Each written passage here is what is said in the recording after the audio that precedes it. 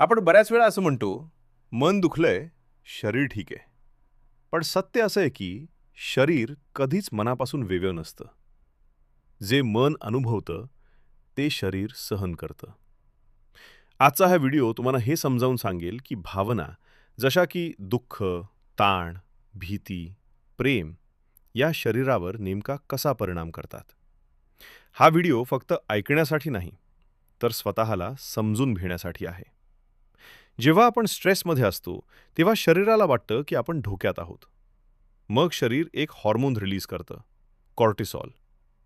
थोडा स्ट्रेस उपयोगी असतो, पण जेव्हा स्ट्रेस रोजचा होतो, तेव्हा डोके दुखतं, थकवा वाढतो, चिडचिड होते, पचन बिघडतं, मन शांत नसतं आणि शरीर हळूहळू थकत जातं. माझं हृदय दुखतंय, हे फक्त भावना नाही. सायन्स सांगतं, भावनिक दुःखामुळे खरंच छातीत दुखू शकतं. याला म्हणतात ब्रोकन हार्ट सिंड्रोम.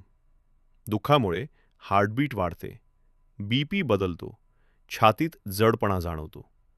म्हणूनच भावना दाबून ठेवणं हृदयासाठी धोकादायक ठरू शकतं. जेव्हा मन घाबरतं, तेव्हा श्वास बदलतो, सांस लहान होते, जलद होते, कारण शरीर फाईट ऑर फ्लाईट मोडमध्ये जातं. म्हणूनच एन्झायटीमध्ये दम लागतो, छातीत दडपण येतं, चक्कर येते. हे सगळं फक्त मनातलं नसतं, हे शरीराचं रिॲक्शन असतं. आपण म्हणतो पोटात गोळा आला, ते कारण नसतं. गट आणि ब्रेन थेट एकमेकांशी जोडलेले असतात. ताण, दुःख, रागामुळे ॲसिडिटी वाढते, भूक लागत नाही, उलटीसारखं वाटतं. म्हणूनच भावनिक वेदना पोटात सगळ्यात आधी दिसतात. रात्री शरीर थकलेलं असतं, पण मन जागं असतं, कारण विचार थांबत नाहीत. आठवणी त्रास देतात. झोप न आल्याने इम्युनिटी कमी होते, शरीर हील होत नाही, थकवा वाढतो. मन शांत नसेल तर शरीर कधीच पूर्ण विश्रांती घेत नाही.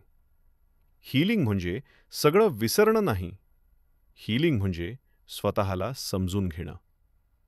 जेव्हा तुम्ही रडता, तुम्ही बोलता, तुम्ही भावना स्वीकारता, तेव्हा शरीर हळूहळू शांत होतं.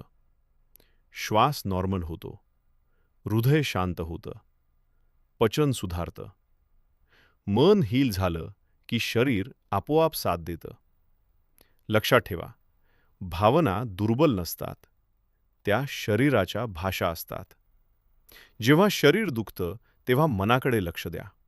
आणि जेव्हा मन दुखतं, तेव्हा शरीराला दोष देऊ नका. स्वतःशी प्रेमाने वागा, कारण हील होण्यासाठी वेळ लागतो, पण शक्य असतं. जर हा व्हिडिओ तुमच्या मनाशी जोडला गेला असेल, तर कमेंट करा. हार्ट टॉक मराठीला सबस्क्राईब करा, कारण इथे मन आणि शरीर दोन्ही समजून घेतलं जात.